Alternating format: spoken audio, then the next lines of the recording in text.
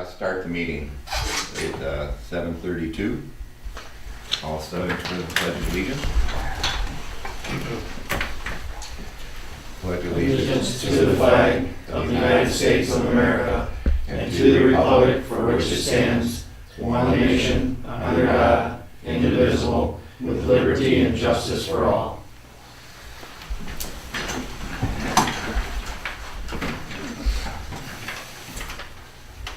Okay, roll call. Dalecki, Here. Smith, Here. Shoemaker, Here. Audi, Here. Henderson's absent, Seals, Present. Sled's here, and Maddie's absent.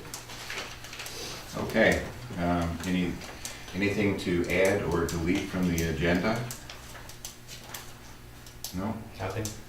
Having heard no amendments to the agenda, a motion to approve the agenda as presented. I move we approve the agenda. Second. All in favor? Aye. So moved. How about minutes from the May 6th meeting? Abstain.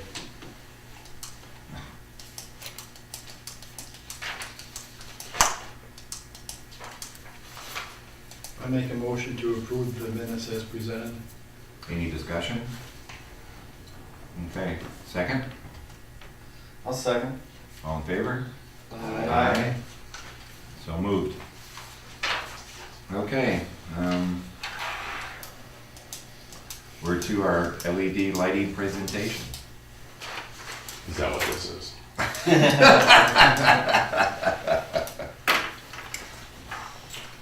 So you want me to start now, eh? Well, Yeah. sure. It's a little, I'm not quite sure where you're at. So we'll kind of give just a overall discussion, and I'm more of a raise your hand, ask a question, interrupt kind of guy. This is not going to be a stand-up formal presentation. I was asked to come out and talk about lighting in general, which of course most of you know now includes LED. So we're gonna show you some LED as well as other kinds. The lighting industry is undergoing a major evolution right now. With the advent of this LED technology, we are reevaluating, relearning, and reapplying all the science that we've based our industry on for 100 years. The way that we see things as humans, the way that we perceive things, and the way that we utilize light is all changing. And the thing that is most difficult about it is there's a great deal of misinformation out there. We have an awful lot of people claiming to be in the LED lighting business that have no business being in it. They make claims that are not necessarily true, nor can they be proven. One of the biggest things that you'll hear about LEDs is the fact that they have this amazing long life, 50,000, 60,000, 100,000 hours. Well, the truth is that LEDs have not been around long enough for us to actually scientifically prove that. What we do is we take a whole batch of LEDs and we run them for a defined period of time, and then we extrapolate out to when we think they might fail.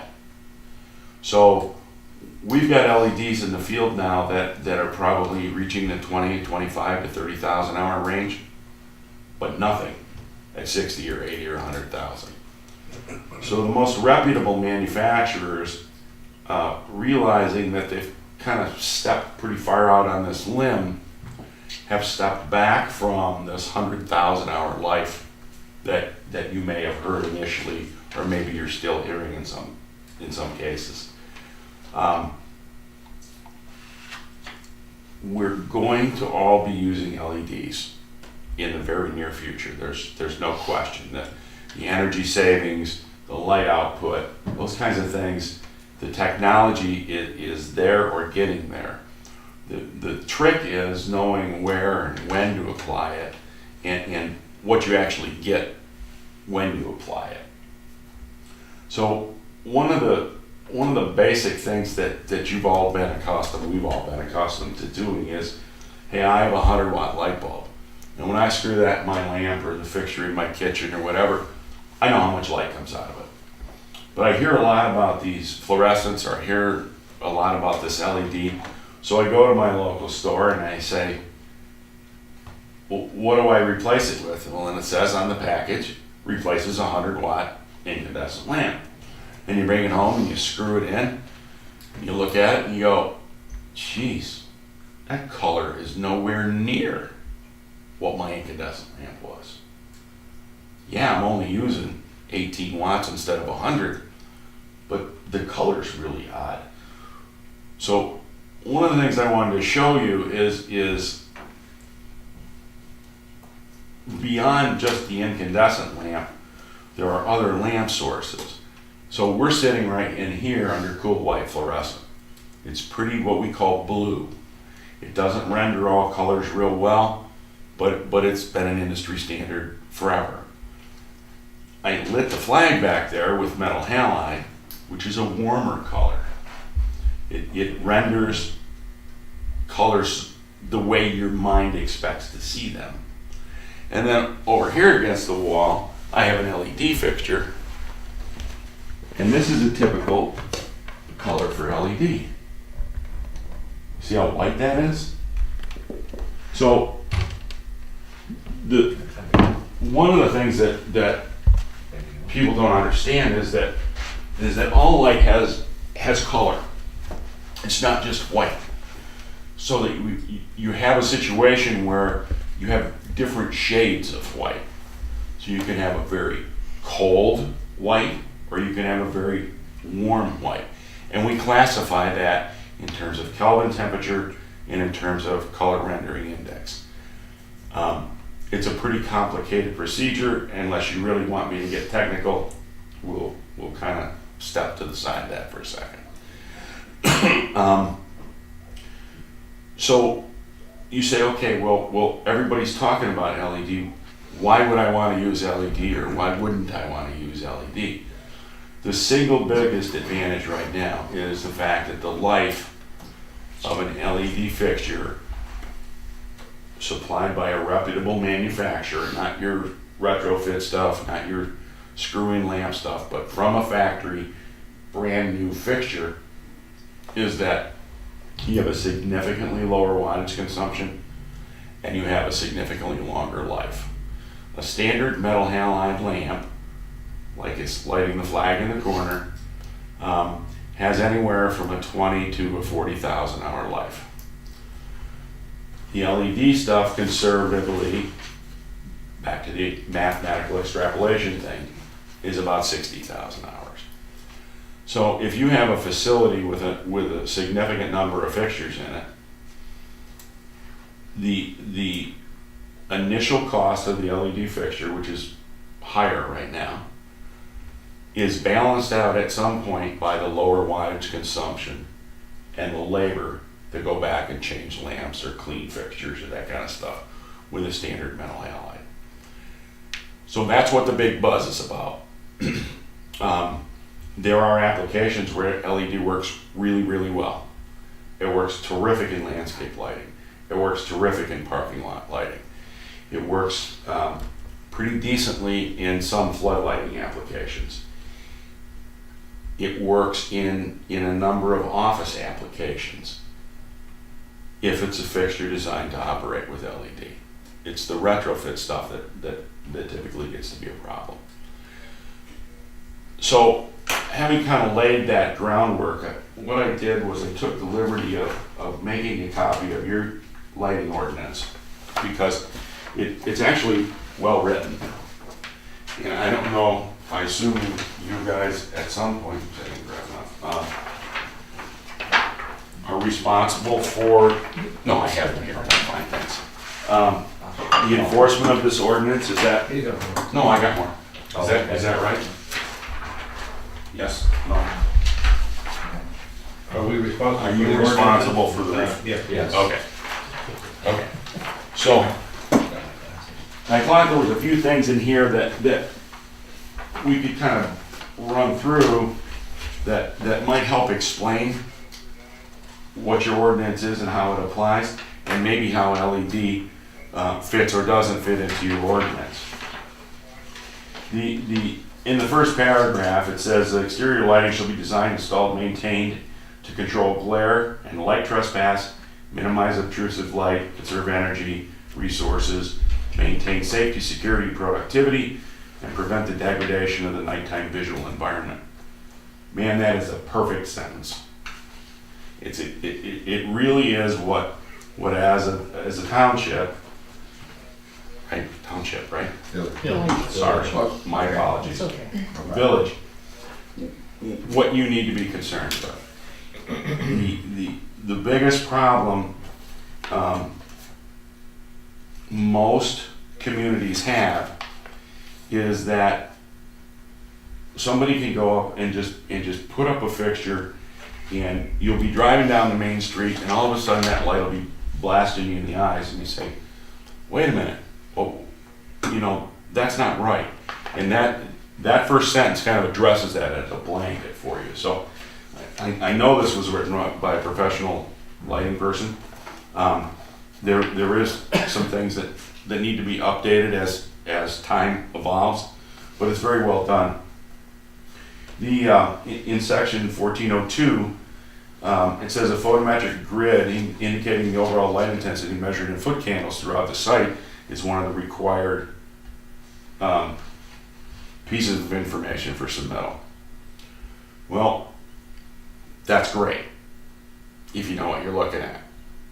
And what it's going to end up being is a piece of paper with a site plan on it and a bunch of numbers that tell you how much light is on that piece of property. If you know how much light 10-foot candles or 2-foot candles or whatever it is. There's no way around it. Almost every city, township, and village has it, but very few people understand what it is they're seeing. As an example, 1/10 of a foot candle is full moon light. So if you, and I've done it, well, when I was younger I did it, take the newspaper out under full moonlight, you can't actually read it under 1/10 of a foot candle. So, you know, that's not very much light. In fact, your ordinance calls for, maximums of 1 foot candle or a half a foot candle in some areas, which is more than full moonlight. And lighting should be more than full moonlight. But what's happening now is the way that we calculated light in the past. It's a fairly technical, complicated thing, so I won't go there, except to say that the mathematical formulas that are used to calculate the amount of light that falls on a space are based on the types of light that we have had around for the last 25 or 30 years. High pressure sodium, metal halide, fluorescent, incandescent. LED does not fall into the same visual realm that we are accustomed to seeing, nor do we as humans perceive it the same.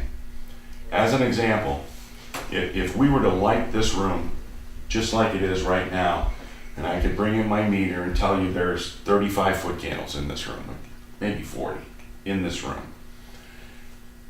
If I brought my meter, if I lit it with LED and I brought my meter in and my meter said 40 foot candles, you would swear it was significantly brighter. And it has to do with the way that we as humans perceive light. And because of the colder color temperatures of LED, we perceive it as being brighter than our calculation programs allow us to make adjustments for. It's a different spectrum of light, is kind Yes. of what he's trying to explain. Absolutely. So what happens is if you have an ordinance that says you can't have any more than 10 foot candles or any less than 1 foot candle, as soon as we try to do something like with LED, those numbers get all skewed. And you might look at it and say, well, look, the plan says it meets the ordinance, but you might walk into it and say, this is way too bright. So as an industry, we're trying to make those kinds of adjustments, but it's kind of like we're lagging a long ways behind what the actual fixtures are putting out. So yes, you need to keep that requirement in the ordinance. Yes, you need to keep evaluating it, but as we go forward, that portion of this is going to have to be updated at some point once the calculation part of the technology keeps up with it. So if I may. Please. So you said the cooler light, we perceive it to be brighter. Yes. Okay, so is it in Sean, you said that it was the spectrum of light that we're actually seeing? Yeah, he kind of simplified it a little bit Mhm. because you can get warmer spectrum LED lights. But because Get a that, match, right, exactly. you can get it down to 2700 Kelvin, which is what you're used to with incandescent lighting. 27 or 35. Right, but it's in the spectrum of light that your eye perceives differently than it does of other types of light. And what I like to use as an example of the sodium lights compared to the metal halide lights, you can go in and they'll tell you the foot candles in the sodium lit parking lot is exactly the same as the one next door with metal halide, but the metal halide looks brighter. I mean, have you experienced that? It's basically the same thing. Your eye is perceiving a different spectrum of light, but it takes it to another degree. They've said that it's almost twice as much light that your eye is actually able to perceive as, the current types of lighting that are out there. So then when we look at, if somebody comes in and they want to have LED light, we should look at maybe reducing their requirement? The problem is that we can't support that technically just yet. It's a visual. Right. I just heard today that someone came out with a meter that actually read the foot candle levels of LEDs, that's something new to me that I just heard. So The other thing I want to bring up the point is as you warm the color of LED, you lose efficiency. So you might, in this cooler color temperature, we're going to produce more light per watt consumed than the same fixture that has a warmer color than that. So it's this sliding scale of how many watts versus what color versus how much light that gets real tricky. You don't necessarily lose a whole chunk of life by warming it, but nonetheless it does happen. So no, you can't change anything at this point because there's no way to substantiate it. But I'm just trying to make you aware that as it starts to show up, you need to kind of look at it and pay attention, and at some point you'll say, wait a minute, that's a problem. The other thing is that on this first page, in paragraph A under 1403, you call for a fully shielded fixture, but the photograph that's in there is not a fully shielded No, fixture. it's a directional. So, right. So, just a minor detail, but the intensity portion of it is reasonable. 10-foot candle is a maximum. 1-foot candle at property lines and half-a-foot candle at residential property lines is reasonable. The bigger, it's better than reasonable. It's an industry standard. The bigger issue tends to be the nature of what is adjacent to the property that's being lit. I have a number of stories that all relate to the same thing. And basically, I can look out my window at night and I see a light fixture that I didn't see before. So there's light coming onto my property. there may not be any light coming onto the property, but as humans, we look out the window and there's a pole there that didn't used to be there.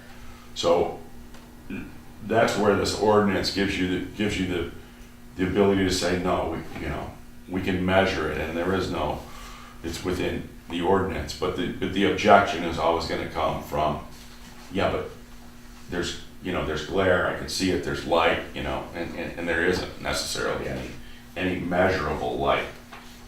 And that basically is what the paragraph C says about glare and trespass. That's what people see. Most people don't object to lighting something.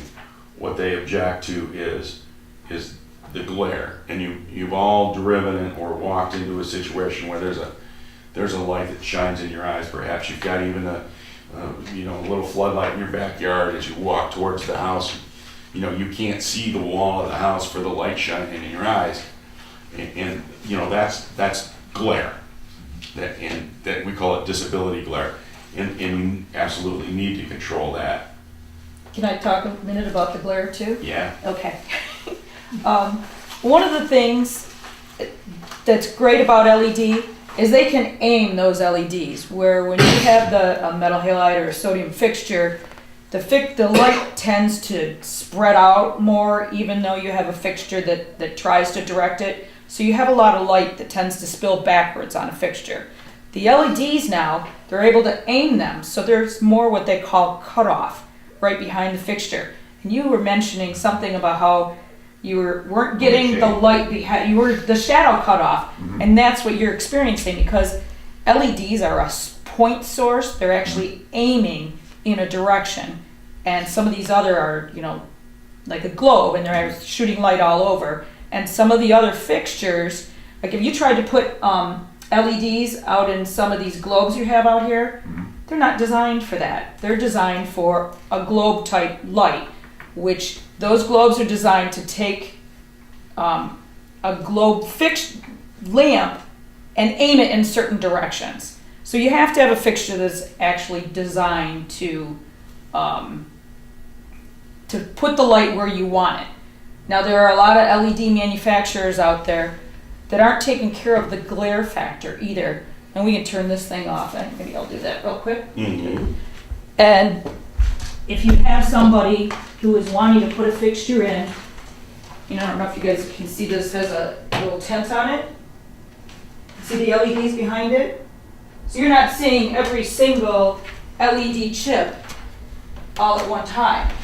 Okay. All right, so this is actually directing the light where you need it to go. And some manufacturers just put a whole lot of LED chips in and hope it gets where it needs to go. So that's something that you need to pay attention to when someone brings a fixture in, is what kind of controls do they have on their fixture, how they're putting the light. And that goes, and that is, the glare is the biggest problem with LED, because there are multiple sources of light as you saw in that fixture, and if it's not controlled properly, it can be really uncomfortable to look at. So the quality of the manufacturer, the quality of the product itself, takes you a step closer to ensuring that the performance will be there the way that it's supposed to be. A lot of the retrofit stuff that's out there on the market these days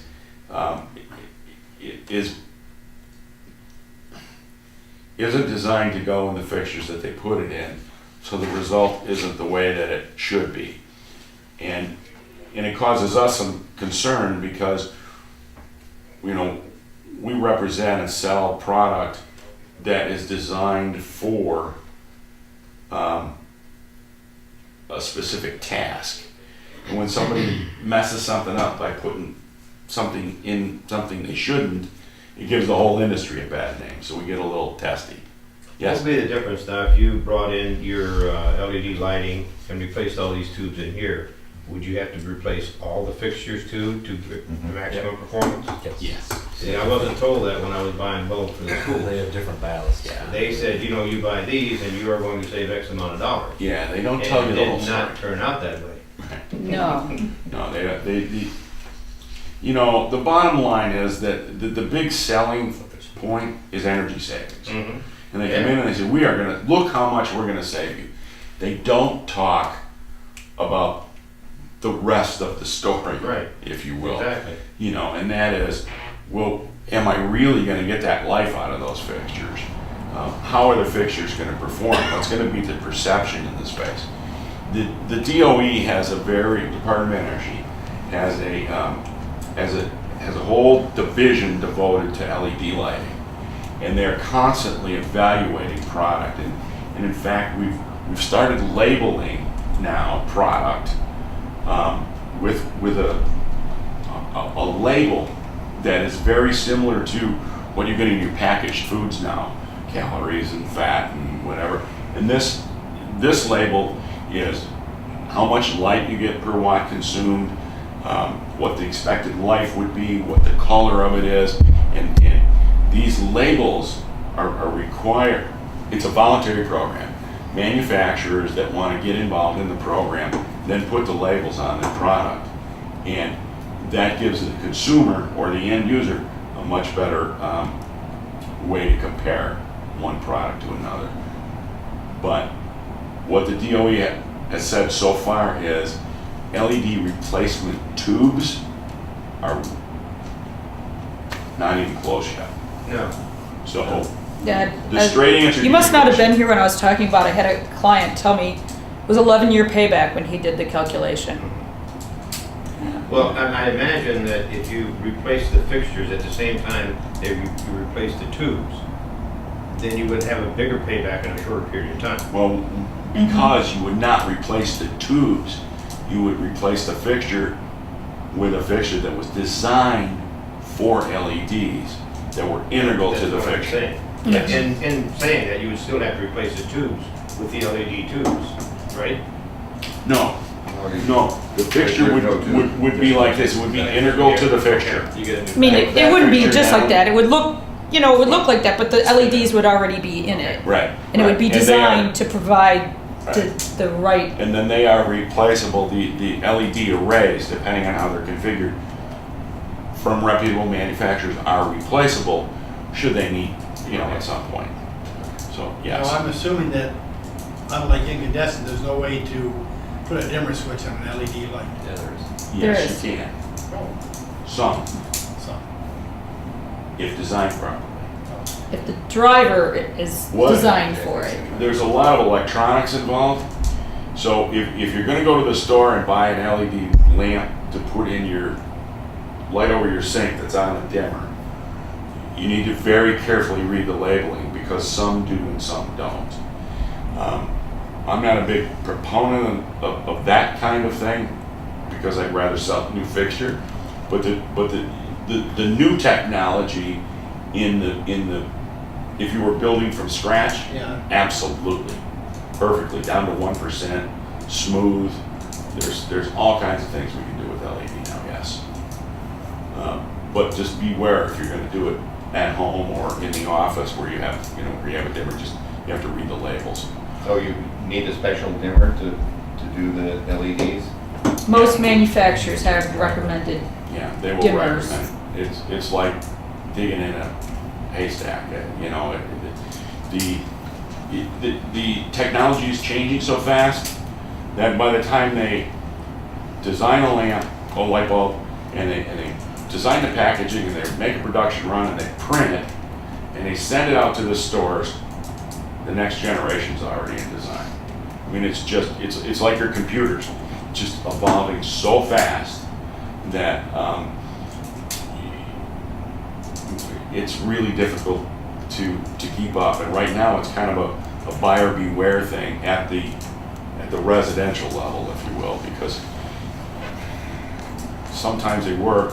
Older dimmers, if you have them, may or may not work with them. So it really just depends on what's going on. Now, there's two other things we haven't talked about. One is in your ordinance here that says low pressure sodium our preferred security lighting in low traffic areas. That's on the second page of this. Yeah, that's pretty old. Well, I just want to point out that low pressure sodium is what we call monochromatic. It's yellow light, it's very efficient, but it renders no color, just black and white. I think it's safe to say that you can scratch that. I don't think it's necessary anymore. We used low pressure sodium a fair amount in the late 70s and early 80s during a lot of the energy crunches because it was so much more efficient in terms of light per watt consumed. The other thing is a source called induction, which has been in Europe for a long, long time. And it's very efficient, has the same and actually documented 100,000 hour lamp life, low wattage consumption, white light, and really a reasonable source for a lot of applications. Primarily, as I have here, 2 parking garage fixtures, decorative pedestrian,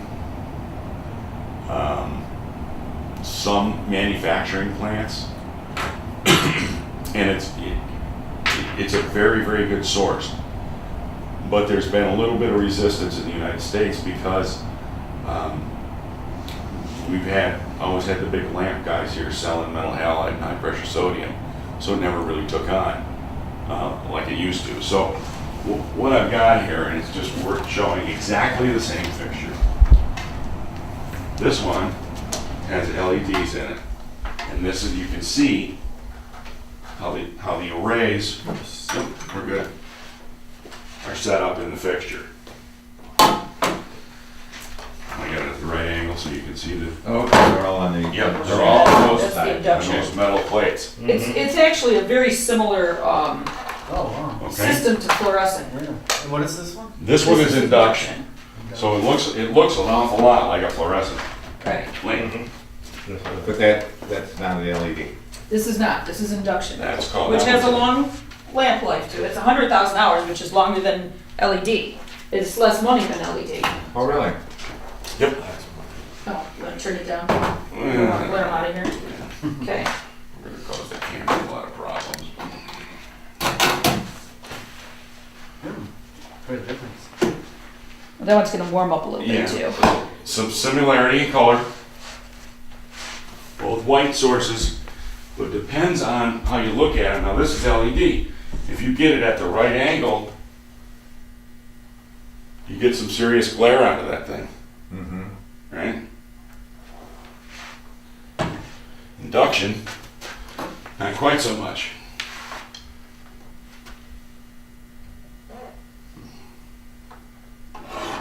So there's the difference when we talk about glare. You could turn that one and face it right at us and you could look at it. That one you couldn't look at. Right. Remember Sean was talking about how LEDs are directional. That's bugging me. Is it bugging you?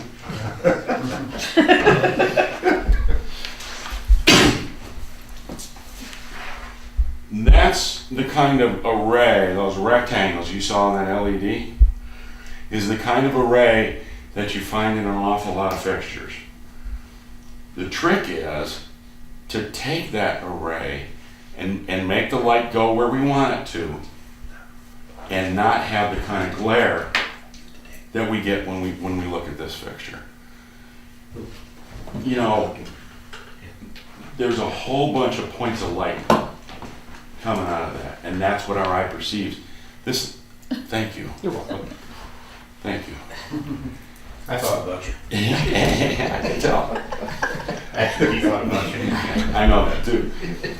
With the induction, you've got a larger source, so it's you don't have quite the glare. Yet the foot candles, the amount of light we get out of these two fixtures is very similar.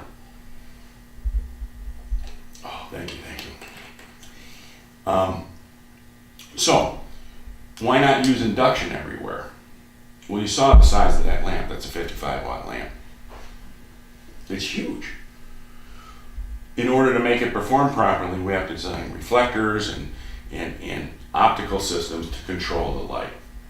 It's much easier to just take a bunch of LED arrays and throw them out of there and run out on the street and sell them. So fixture performance is critical. Identical fixtures, different lamp sources, completely different result when you look at the fixture.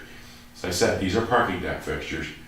I've got 3 parking decks in Detroit, about maybe 200 or 300 fixtures like that. And I've got one that's gonna put about 800 of these fixtures in. Each client absolutely loves what they bought, but you can see that there's a big difference. There's a big difference in feel. So there's just no way for us to say to you comfortably, always use LED, always use metal halide, always use fluorescent. There's just too many different applications. I think that in terms of you evaluating what's going on in the village, that you have a great ordinance to work with. You have seen some examples, and because lighting is so visual, part of this is just going to be learning. I mean, it sounds like you've had some experience with LED, you know, and you can see it and feel it, because light affects us emotionally as humans, and we all react differently. You know, I am perfectly comfortable working in my office with 20-foot candles on my desk. I'm absolutely comfortable. A couple of the people in my office, every time they walk in, they turn the light up because it's not enough light for them. So it just it's a personal thing.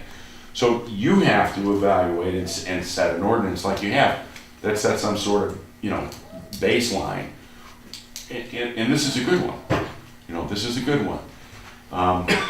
I would just say that as you go forward, you need to evaluate the product that is being presented to you and understand that it is that it needs to be from a quality manufacturer and somebody that's reputable.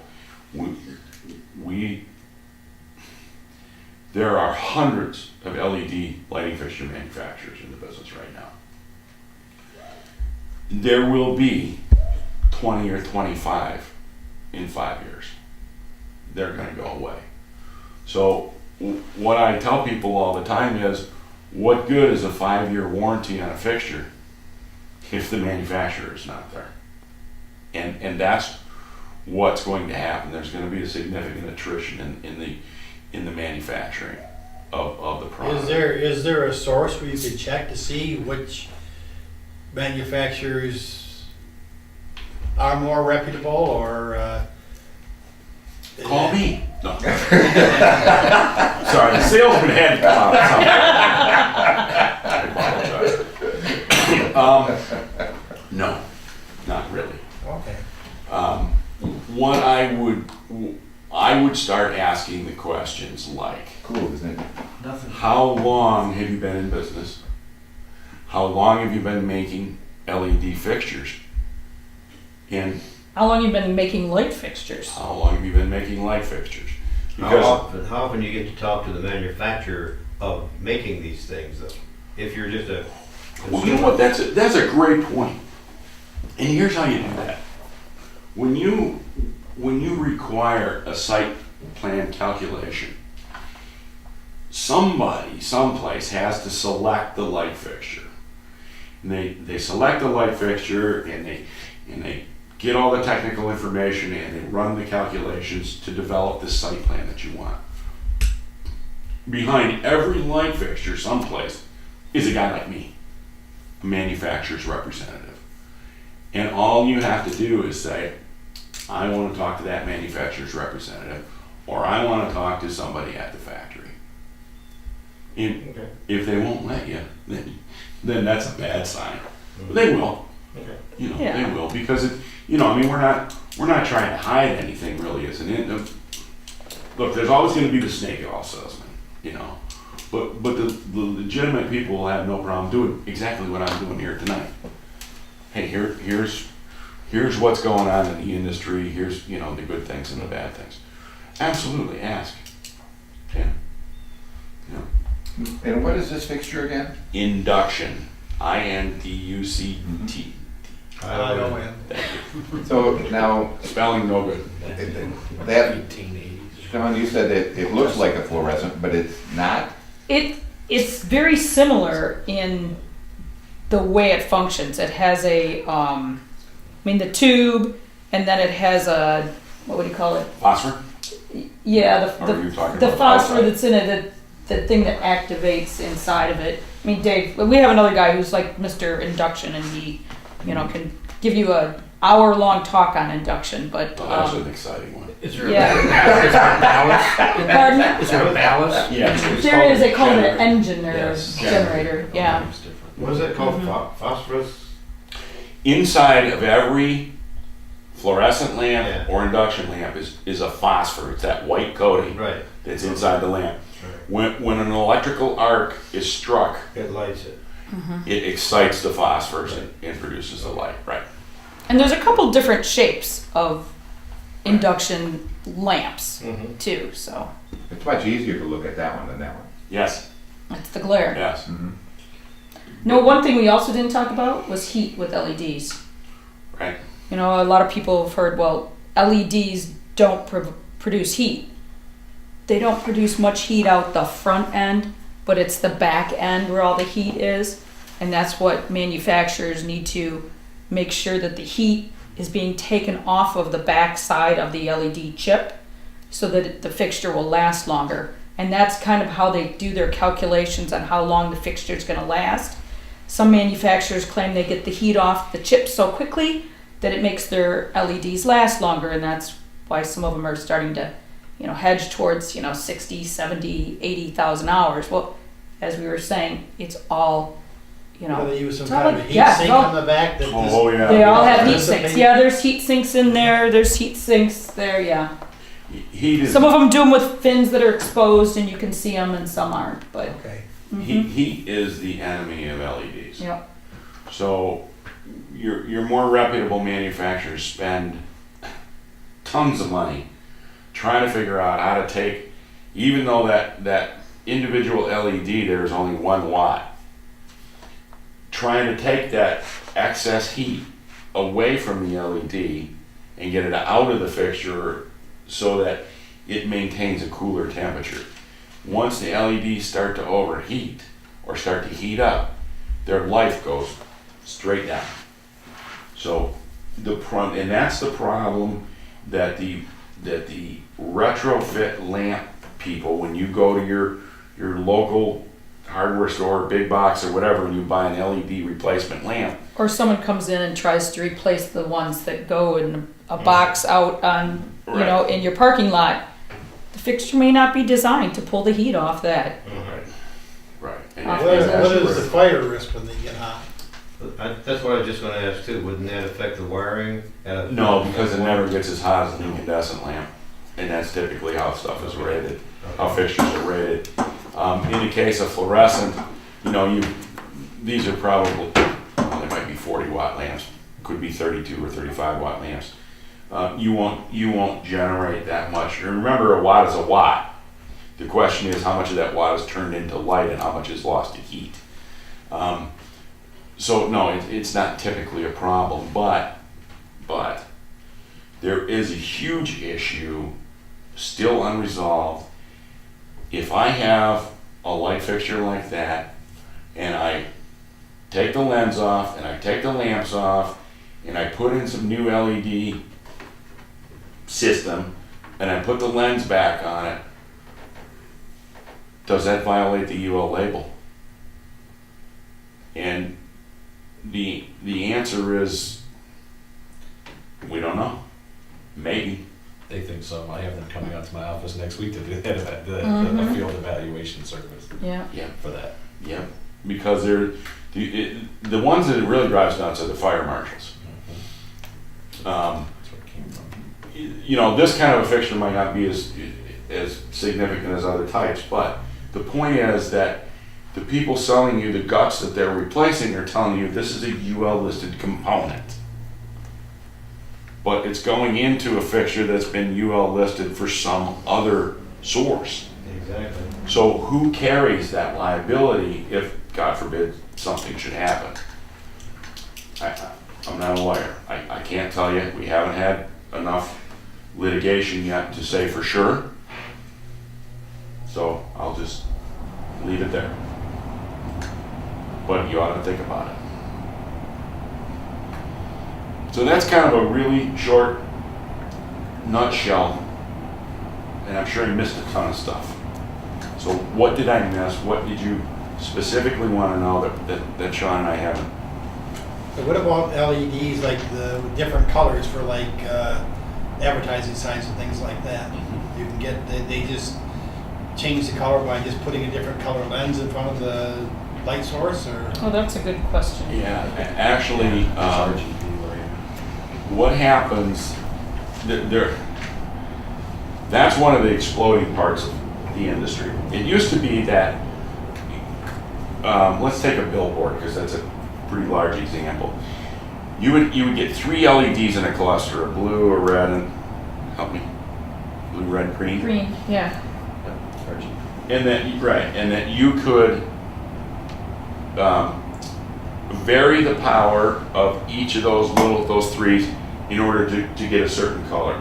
So if I wanted blue, I would turn off the other 2 and leave the blue one on. Or if I wanted pink, I would do whatever color mixing was to do that. And it was difficult to change the colors. Now we're getting to the point where we are actually taking LEDs and we're tuning them, is what we call it. We can dim it from 100% down to 1%. At the same time we're dimming it, we can change color.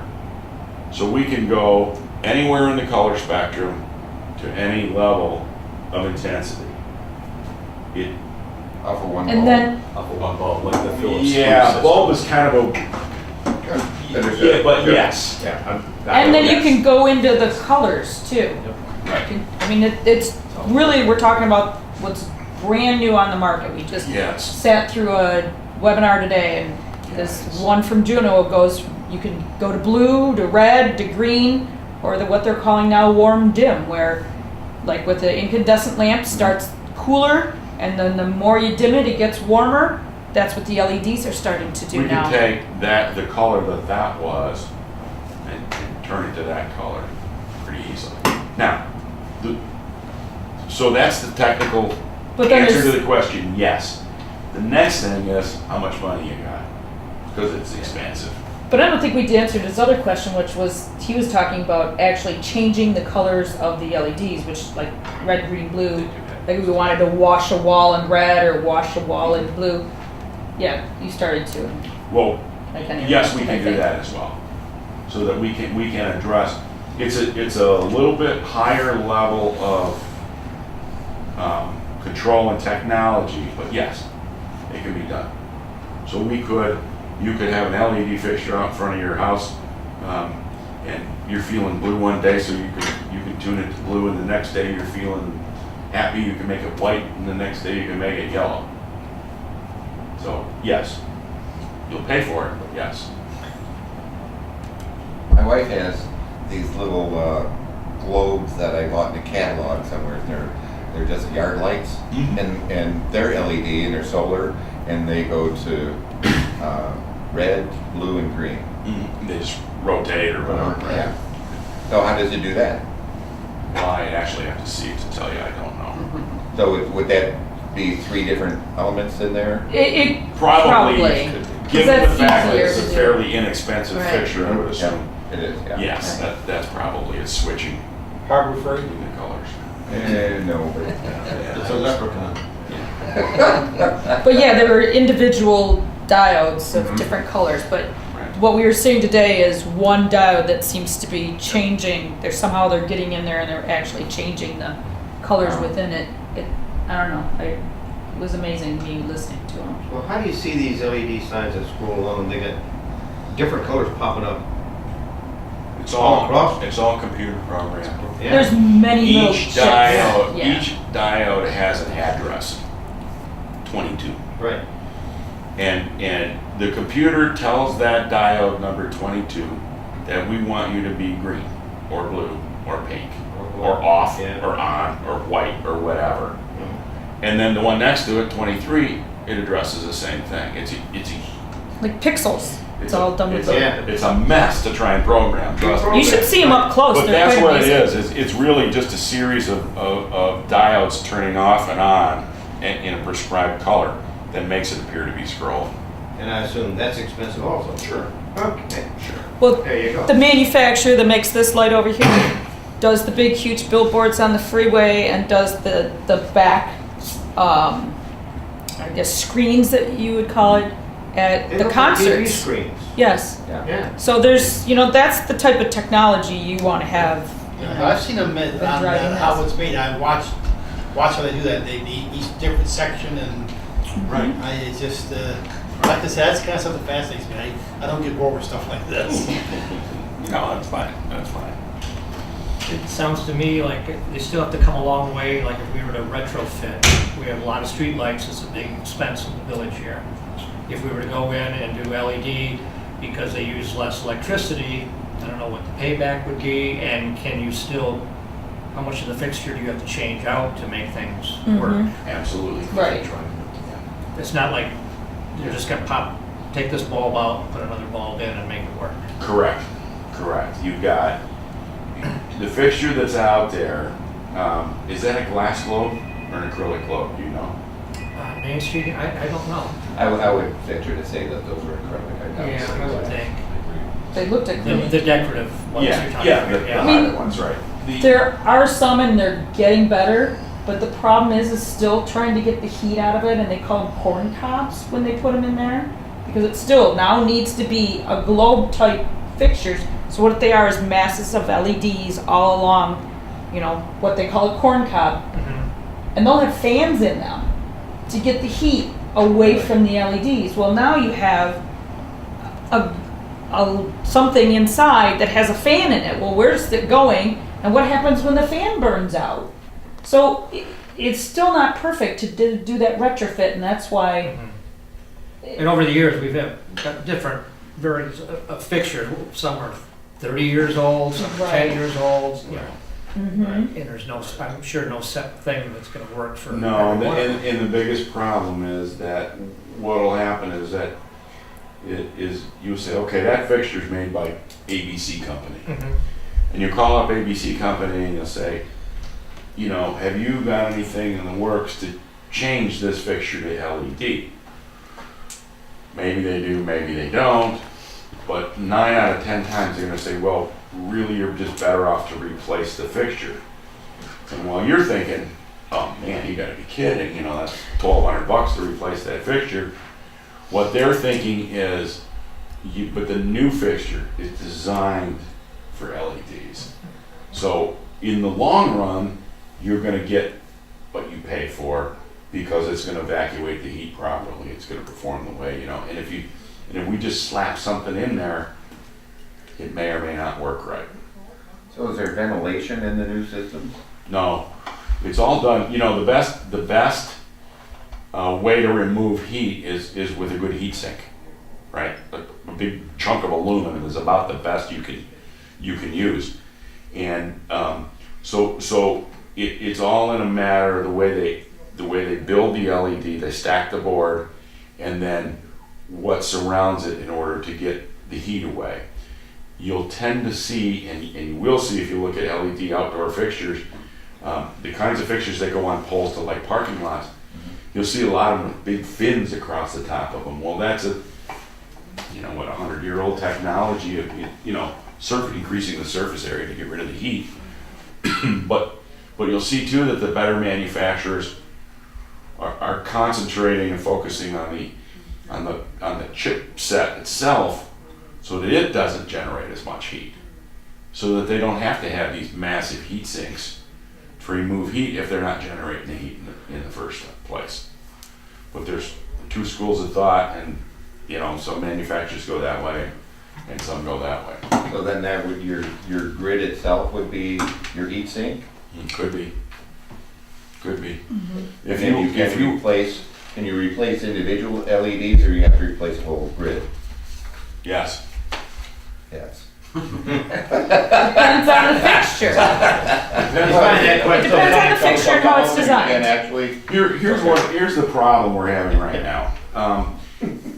In some fixtures you can replace, this fixture has 4 boards in it. I don't know if you notice that, you can look at, okay?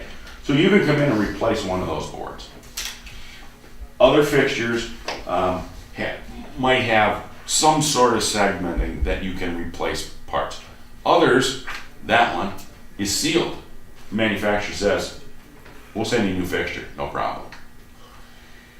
The problem we're having, especially with, let's use recessed cans as a good example. You go out today and you buy 6 new recessed cans to light this space, and they're LED and they're beautiful and they work great. And you know, they have and I didn't touch on this real quick. When we say it has 60,000 hour life, that's an average. That means half fail before and half fail afterwards. So you can count on that. And that failure's not complete either. They start fading out. They don't just go out like that. Right. So you don't necessarily know when your fixture's really gone out if you get so used to it. I thought that was one of the things with LEDs, that they didn't fade. No, they do. No, they fade. Yeah. They just start We're fading just starting out. to see. We haven't run them long enough to do that. Like make Tom, when I bought mine, they said they don't fade, they stay as bright as they are Yeah. until they go out. Yeah, yeah. Or until you don't notice it and then you come back and. But back to my example with these 6 downlights, one's going to fail. Okay, let's say in a year and a half, it fails. So you call up the manufacturer and say, I got one of your really cool light fixtures here, it failed. Great, we'll send you a new piece. They send it out here, you put it in, it's brighter. Well, why is it brighter? Because the technology in a year and a half has gone so far that 10 watt fixture there that's producing X amount of light over here, you replace it with another 10 watt newer technology, it's twice as much light. That's how fast things are changing. So we have a really difficult time knowing that, saying to clients, yeah, go ahead and do your whole space with LED, because we know when you start to get failures, you're going to call us to come replace it, and it's going to be different. The manufacturers can't all afford to sell 1,000 fixtures and stock 3,000 fixtures worth of parts to replace them over the life. So they say, they just kind of like, well, it is what it is kind of thing. But that's going to be a real issue. Buy it now and we're going to replace it with better. Yeah. It's always going to get better. Yeah.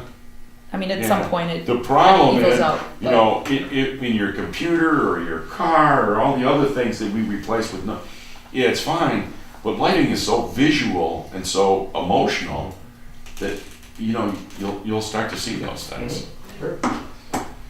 So in the manufacturing process,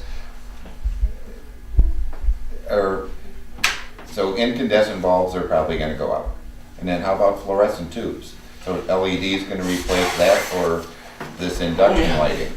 Oh yeah. Although fluorescents are getting longer life now too. They're doing these combinations of the lamps and the ballast Mm-hmm. that some of them are getting like what, 40,000 hours? The guys that make fluorescent lamps got caught by surprise and they've recovered. So they are developing technology, like Sean says, 40,000 hours, better color temperature, lower wattage consumption, those kinds of things. Fluorescent's never going to go, well, not never. Fluorescent's not going to go away in the foreseeable future. It's not. It's economical to purchase and to replace the lamps. But as we evolve, LED will start taking the place in more and more cases. But in 15 years, it might be something completely new again. I mean, we don't know. Fusion. Yeah. Well, We've seen a whole new one called fusion. and then, so you and I talked on the phone about how you transfer, because you were talking wattage, but LEDs aren't sold in wattage. Yeah. So a light bulb is wattage, fluorescence is wattage, but LEDs are sold in lumens. Okay, so that's great. I apologize, you did mention Well, that's that okay. to me. We are used to going to the store and buy a 60-watt light bulb. We buy it, we go and we put it in, we know it's a 60-watt light bulb. But what you don't know is on that package, it tells you how many lumens it is. But then again, kind of like you said earlier, you know, the LED is going to show this many lumens, but it's actually brighter in comparison to the other lumens. So one lumen really doesn't equal the other lumen. That's what. No, actually, by scientific definition, it does. But it's the perception of Thank the you. light. Absolutely correct. Absolutely correct. So how in the heck do you figure out what? I mean, it's kind of a crapshoot. For you and me at home, it's a crapshoot. If you're going to build a building or hire a professional engineer or a lighting designer, it's not a crapshoot. They'll calculate it, figure it all out for you. But it's a lengthy process. So that's where this labeling thing that I was talking about hopefully starts to catch on. And I know we're labeling fixtures. Quite a few of the manufacturers that we represent are, I'm pretty sure that I saw a label on a box in a store not too long ago. And you just basically kind of have to study the label like we had to study nutrition labels to understand. I still don't understand what they mean. But it had all the data is there. What's not there is what you're replacing it. What it's replacing. So I can tell you that a 60 watt incandescent is 780 or 90 lumens, and that it's about 2700 degrees Kelvin, and its color rendering index is about 98 or something like that. But you don't keep that information in your head, you know. So in fact, I don't either. I'm just kind of. I was pretty impressed. Yeah. I'm pretty close. You're pretty darn close. So, you know, if you're going to do something more significant than a couple of fixtures at home, it's probably worth talking to you know, a professional who can make sure that you get it done the right way to start with. But even the sales guys at the commercial electrical stores, they had no clue when I bought my LEDs. No. I mean, they were looking at catalogs, and I asked them questions, and they said, "Well, we'll get back to you." Because it's And happening we're gonna so go the fast. You're right, it's happening so fast. We're going to go right back to the question he asked. It's like, what do I do? You know, call the manufacturer that they're talking about. And who are they getting trained by? It's, you know, the reps are coming in and talking to them. How much do they retain? Yeah, it's really hard. It's hard for us to keep up with it, and we're Yeah. every day. And we only have to deal with our stuff. They have to deal with, you know, how many different products. So, you know, maybe they latch onto a product and they get to know it a little better, but there's so much out there. You gotta trust somebody, but you know, it's all new technology, and We're learning every day. So the HL fluorescents, are those going away? If you're talking about the old big T12 diameter ones, yeah. But I was told that I've been in this kind of lighting morph thing at my shop, and so I had 8-foot HOs. Yep. So then I went and said, okay, well, I want to get some new fixtures. So then I bought T8s. Well, they told me they were going to be so much brighter and save so much energy. They were not near as bright. It might have saved me energy, but... At what cost? Well, they weren't that... No, what I mean is, it saves you energy, because your meter doesn't spin as fast, but you don't have as much light, so what have you saved? Right. So then I went to a T5. And the T5 was brighter, and but it cost a whole lot more than the T8. then I went to the LEDs. And the LEDs were much brighter than the T8 at a much greater cost. Right. But I replaced a 400 watt metal halide with my two of them, and one of them, the bulb was starting to go. The other one was just fine. And I did the math as you were talking. Each one of those lights had 157,680 hours on it. How many? You Say got- that again? 157,680 hours. 18 years. See, you But- got the right side of that average life.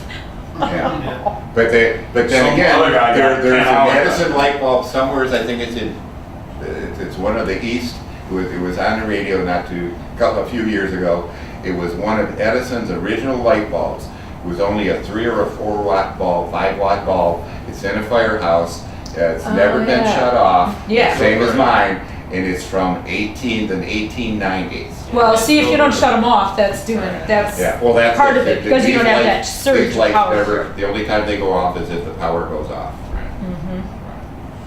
That any lamp, any light bulb will run significantly longer than its average life if you operate it continuously, or if you Dim it. Well, no, what I'm trying to say, fluorescent lamps are rated for 20,000 hours based on 3 starts a day. So if you only start that lamp once a day, then it gets significantly longer life than if you start it 3 times a day. If you start it 10 times a day, it's going to get much shorter life. I was told that when you went to the T12s, that didn't make any difference anymore. Wrong. That's what I figured. Yeah. Seems like everybody told us. That doesn't Yeah. follow for LED. You can turn those off and on, and it doesn't. That's what they're saying. Well, I have But it doesn't LEDs affect and them. car wash that pulsate, they flash. And I'm already, that fixture is only a little over a year old, and I'm already seeing burned out diodes. Well, flashing's, yeah, I mean, yes, you can turn them on and off a lot. Flashing is, Yeah, that's a different thing. Yeah. Okay, there's something wrong with the technology inside it. It's wet or it's got a short or something. Well, and the power surging through all the electronics too. Who knows? Yeah. There's a lot of stuff in there to go wrong too. Anything else? Questions, people? Have we confused you? Or Okay, there's something else. Absolutely. So the village is possibly talking about a parking lot. Got it. Yeah. So then, there's I was at another brief seminar, and it just briefly talked about LED lighting. So then, there's the old type street lights are really high, but then they had kind of like a bollard light for parking lots and streetways that was really just maybe 4 or 5 foot high. So what If you're, seems to be that would be a whole lot cheaper than putting up a big light post. not necessarily. It would be cheaper to maintain because you wouldn't have to have a chairlift. Well, okay, but this is where we have to look at the big picture, right? Right. Okay, I have a parking lot, and let's say this is the parking lot right here, and this is a row of cars, and this is a row of cars, and that's a row of cars, and we all come in this way, okay? So I got a bollard there and there and there, all the way around here. As soon as I pull a car in front of that bollard, which is only 4 feet high, where's all the light go? It's gone. All over the front of my car. Well, now my car has cast a shadow into the adjacent parking lot spaces. So now I pull another car in over there, and I've done the same thing. So I haven't done anything but block the light. So I've created no safety, no security, nothing once that parking lot gets full. That's why we do it from overhead, so that the light comes down and that an individual car or whatever won't block the light from the rest of the facility. So, no, I would not do that. So can you use less poles with LEDs than you would with standard? No, No? So you'd still need the same amount of poles? pretty much. And typically, the further you space them apart, the higher you have to go, Mm-hmm. Right. you know, in order to get the light to throw there, so. Yeah, no, I you know, So are they making LED light poles like that? oh, sure. It's You better can- for pedestrians to do bollards. Bollards are great for pedestrians. Yeah, if you're gonna, walkways up to, to some place or, walk through the park or whatever, the bollards are fine. They're making LED. I have a picture here. On the first page, this is what we typically call a shoebox. Basically because it looks like a shoebox in terms of its dimensional shape. It's a full cutoff fixture. And in the past, that's how we like parking lots with shoeboxes, full cutoff, put metal halide lamps in them, put them all over the parking lot. We're doing the exact same thing with LED. It's just, and it's in a shape pretty similar. You might get some fancier shapes and whatever, but for the most part, it's the same. It's the same thing. The pole's exactly the same. The concrete bases are the same. It's just an LED fixture. LED lights, does the light from that fall off inversely proportional to the distance from the light? Like, Yes. no, That never changes. That never changes. That's Right. that's a constant. What, Yes. what was the question? Paul? Light is an inverse proportion in terms of intensity. So the further away you get the light loss, inversely. I'm going to screw it up. You said it really good. Say it again. It's inversely proportional from the distance you are from it. That's why you see people at games with their flashes taking pictures in the field. Mhm. That Oh, yeah. flash doesn't light the field. No. It may light the first 8 or 10 feet in front of the camera. Back the head in Yeah. front of you. Yeah. And LED lights is the same as that, so that's answer my question. Lighting is light. Yeah. Right, and you're better off having more even illumination than having bright spots and dark spots. Yeah. Because the bright spots the bright spots just make the dark spots Look dark. look darker. So just say you have 10-foot candles here and you have 2-foot candles here, you're better off having 1 and 2-foot candles spread all over than having these bright spots, because it messes up your eye and it just doesn't seem as safe. People are not as comfortable. If you've ever flown at night, landing in an airport, and you look down and you can see pools of light. Mhm. Well, what you're seeing is exactly that, the high levels versus the low levels. And what we're starting to do, the technology is getting to the point where we can even that out so it's more like sitting in this room. And LEDs are pretty good for that if you have the right fixture that is aiming the light in the right direction. We've had some that are super even, where you almost can't tell the difference between whether you're underneath the light fixture or you're halfway in between that one and the next one. Well, that's what I was talking about with the LED that we've got at the shop now. I put up one LED and then I didn't do the other one for a couple of days. So it came in at night because I wanted to see what it was like. And the LED fixture was here and I was standing here. So with my metal halide, I had a very dark shadow here. And then with the LEDs, this shadow was very faint. But we have LED flashlights. LED flashlights are very good at a broad thing, but they can't give you a very bright a focused light. So a spotlight Yes. thing, they won't do that. Well, yes, but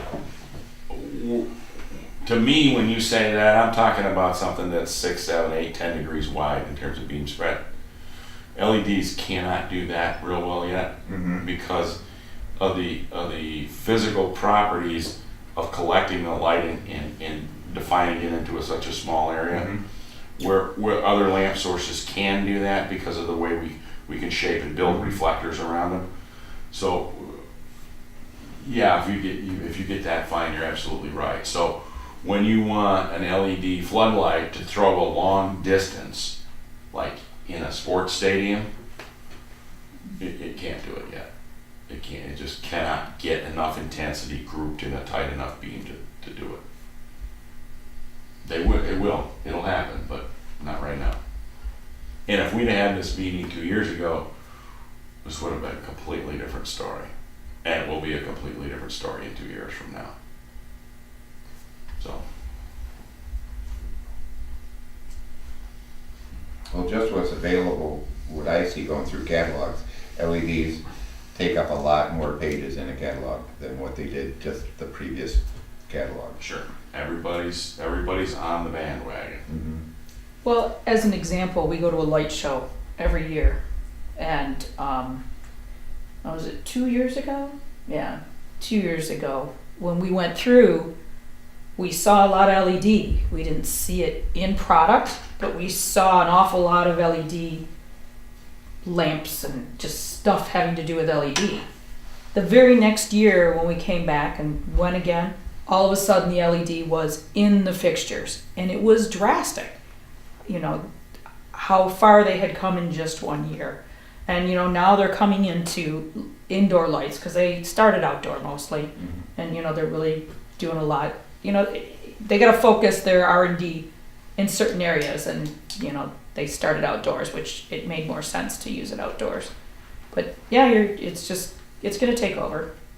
Kind of is. So you didn't seem to be very positive about the LED light bulbs. I am not a fan. That personal. I also am not a fan of fluorescent.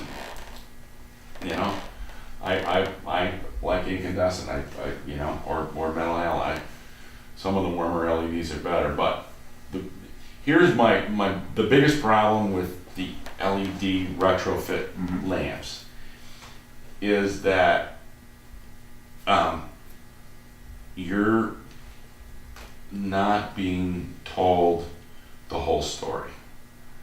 The life that they extrapolate is probably not good. It depends on whether you burn that lamp with the socket, the brass part up or down, as to how long it's going to live, or sideways. They do not perform the same as the bulb you're replacing. So I'm a little bit of a purist, I guess, or because I understand, you know, I look at it and say, well, that just isn't doing what the other one did. You know, there's probably, I am in a significant minority. Well, yeah, but I like the incandescent too. Me too. Well, incandescent That's is three gone weeks. in April of 2014, right? The Probably 60 not. watt lamp is gone already. The 100 watt lamp goes, sometime this year, and then the 150 watt lamp goes in 2014 sometime. Yeah, They just stopped making them. the federal government has said, you know, going forward, every light bulb needs to produce a certain amount of light lumen per watt consumed. And incandescents failed miserably at it. But the halogens make it. So halogen is essentially an incandescent lamp, it's just a little bit newer technology. What about these CFLs that they want you to buy to replace your regular lights? Well, if you recall, 3 years ago or 4 years ago, that's what they were selling. Go buy your CFL, screw them in, you know, put them in your table lamps and your recessed down lights and your whatevers. And again, you're taking a lamp, it has a ballast in it, it's electronic, it depends on what orientation you burn it in. It isn't as bright as the one it replaces, and it doesn't function the same, it doesn't perform the same in some kinds of fixtures. Now, if you got a table lamp with a shade on it, you may not notice it, but if you screw it into a recessed down light, yeah, you'll notice it. I mean, I can't tell you how many I go I look up and see that our total misapplication. But then the LED came along and everybody kind of stopped talking about the fluorescents. But remember, it's all being driven by people trying to sell things too.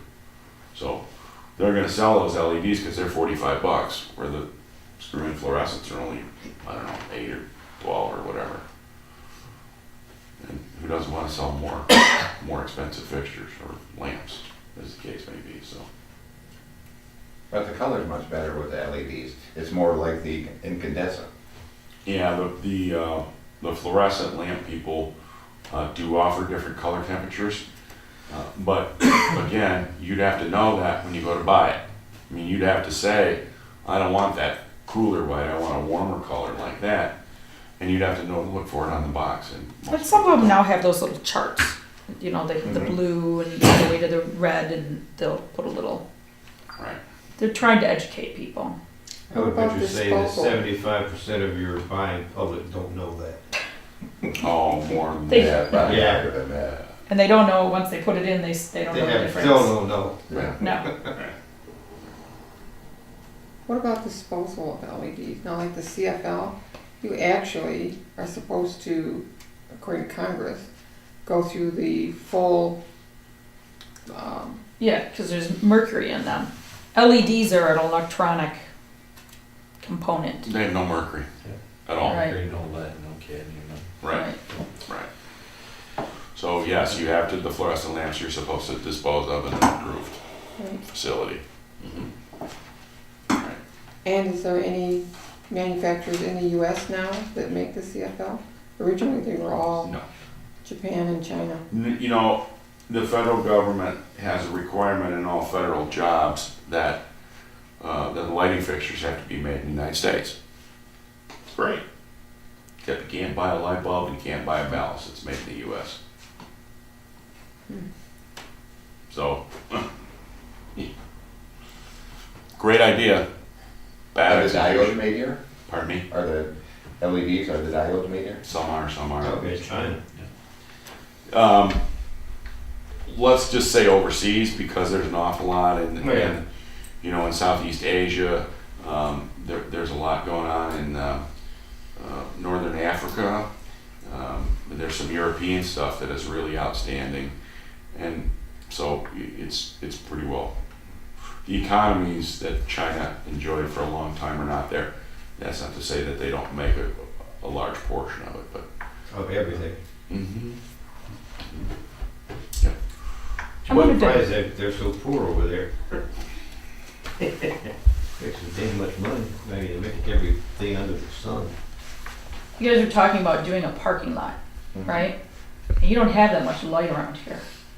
You have, the streets are lit, but there aren't that many parking lots lit.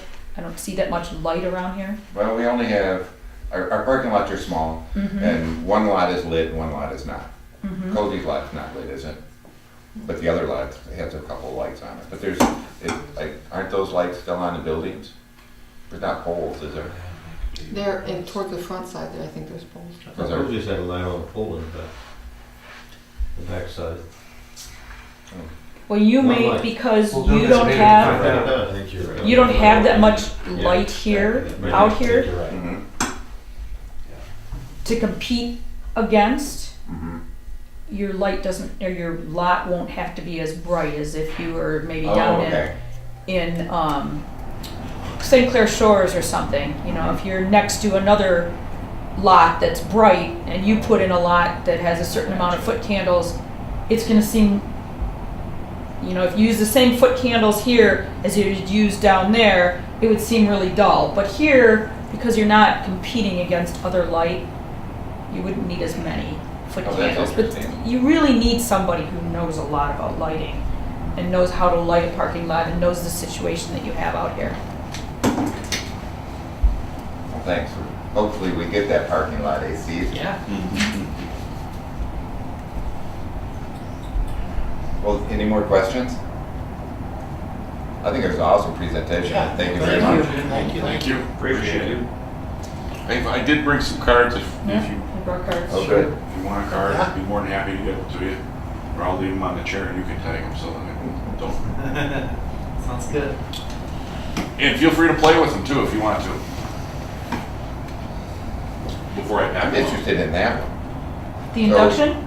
Yeah, That's a really neat light. Yeah. It's really cool. Some applications, it's really, And you can't get a lot of lumens out of them. I mean, they don't really have the high lumen packages, do they, Mark? no. Yeah, so.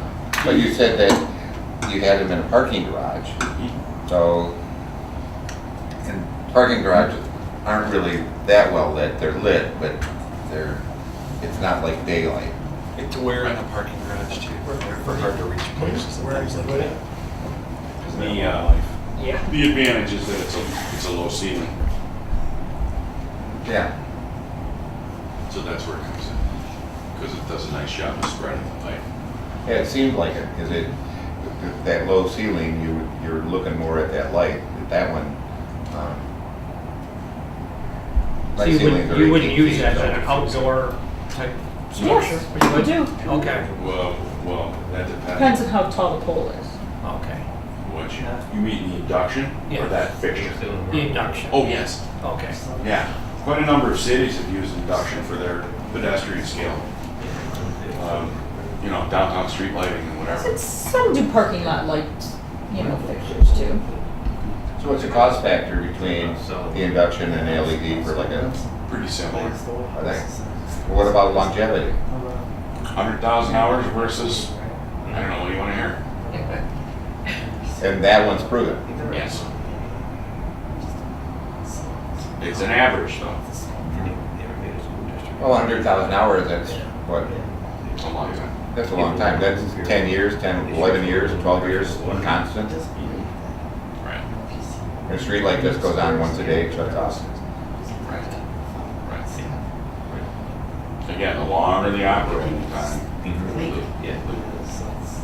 the better you're going to get, the better lamp life you're going to get.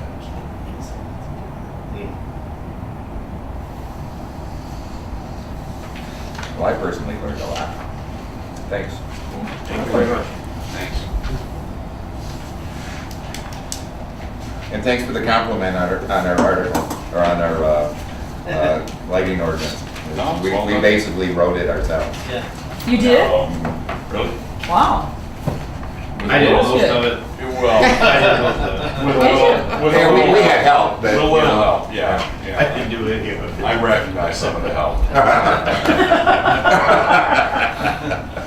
See, Tom, you have relatives I everywhere. know. I think you say that facetiously. Okay. Very good. Thank you again. Yes, thank you. Okay. See, I stayed awake. Did, because it was interesting to It you. was. You said if it was Yeah. interesting, you'd be right there. My interests are not what Never they doubted it it. is. I have to come back here and unplug this thing. So were you like, was that a little more interesting to look at the flag all lit? You're gonna miss it next time you come and do the Pledge of Allegiance? They got to light the flag now. Now, what is it? Yeah. Just come in its own. This is metal halides. This is actually a landscape fixture. Okay. But we didn't want to lug in all these big, huge parking lot fixtures. Yeah. What can we bring that's not too big?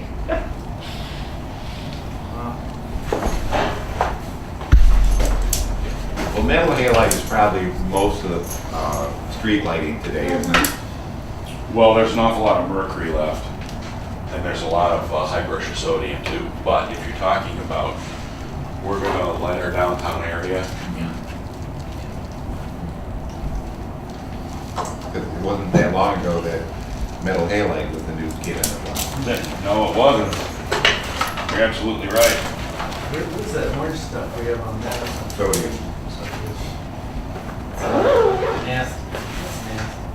Well, it's kind of the same thing as those curly hues, the CFLs. It just looks like it belongs in a General Motors parking lot or something. Okay, public comments, Steve's letter ready? So it was Steve, the public was here for the lighting. Yeah, he was here for the lighting.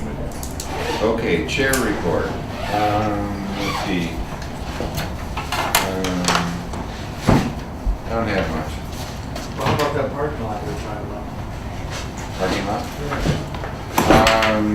It's still kind of in the beginning planning stages, you know. And, An idea, what's that? it's an idea. It's an idea, yeah. Yeah. So that's beginning.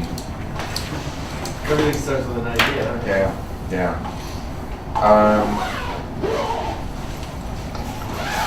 We have somebody that was supposed to come into planning and hasn't, and they occupied a building, so they're being notified that they need to come into planning. Where that lies, I don't know, but talk to Dennis, and they're under the, still in the time frame of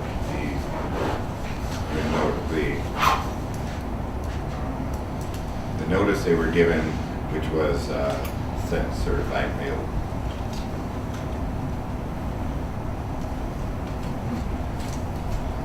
So, but other than that, there's not much. Nothing more on the Fritz thing? Nope, I haven't talked to, Jeff called me and he said he wanted to talk, but I haven't heard from him. He called once last year, said he wanted to talk, and then it took him another year to call me back. Said he wants to talk. Yeah, yeah. So I don't know. I don't want to start another conversation, but I probably will. Whatever happened to the corner of Prospect and Fair Street? It's a freaking junkyard. Attorneys. It's a junkyard. It is, yeah, you're right, I agree. And this guy just does what, apparently, whatever he wants to. Mm-hmm. You're talking about the barn? Well, he built it. Yeah. It's there. I know. I I still can't think tell you it's the too big height, for the no, I know property. that place really. Hmm? I still think that building is too big for the size of the It property. is. It is, according to the ordinance. It's It's unfair. about that far away from the back of the lot, or back line. I mean, it's just ridiculous. And Well, we had that conversation in the planning commission. I The know. planning commission takes the view that, the corner lot, Yes, two front what yards. is, we did something with the, we decided something totally different than what the attorneys said. And that was on the setbacks for the building to the, end of the yard, the edge of the yards. Right. And the attorneys, Yeah. totally disagreed with us. And then, when they went to court, then the attorneys, is going to court, nobody really wins, everybody just kinda gets a little bit, and they got a lot more than we did. They got the permit to build. Yeah, Dennis gave them a permit, and the Edison line, one of the utility lines, goes right over top of the barn. Friggin' barn. That's a violation by itself. And he still advertises a building or a business, not even on his own property, it's on the easement, it's on the grass area between the sidewalk and the street where he usually parks a vehicle. But That there's has a an way living advertising there. sign in it. Huh? That has an advertising sign in it. Yeah. Yes, right, yeah. It doesn't look like anybody's living there. Yeah, I think it's there. There is. Is there somebody living in that house? Really? Yeah, somebody lives there. Well, you cut the damn grass at least. Heights covered by are- everything. Grass on it. Yeah, Yeah, I mean, I've been in it. been in the house?